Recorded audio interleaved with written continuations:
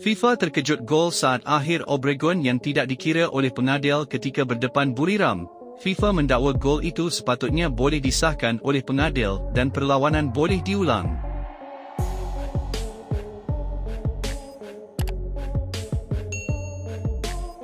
FIFA memberikan reaksi mengejutkan selepas melihat gol saat akhir Obregon yang tidak dikira oleh pengadil dalam aksi JDT berdepan Buriram di ACL Elite.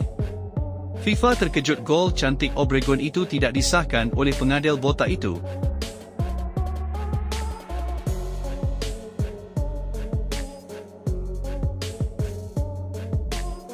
FIFA mengatakan gol itu tidaklah dalam posisi offside dan mengatakan pengadil asal Kuwait iaitu Ahmad Al-Ali telah melakukan kesilapan besar.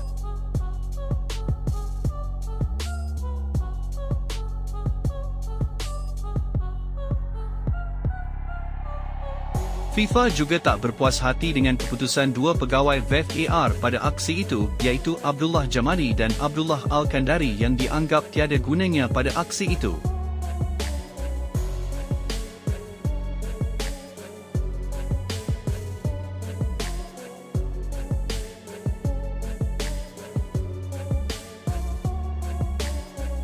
Gol cantik JDT yang diciptakan oleh Obregon itu sepatutnya boleh disahkan dan tidaklah dalam keadaan offside. Dalam tayangan ulang nampak jelas tak offside.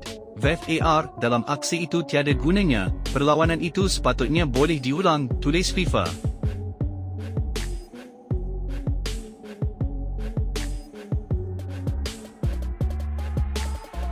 Berdasarkan tangkap layar insiden gol Obregon itu memang tidak nampak offside.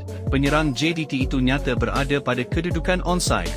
Namun pengadil botak itu kekal dengan keputusannya dan memberikan kemenangan 0-1 buat Buriram United.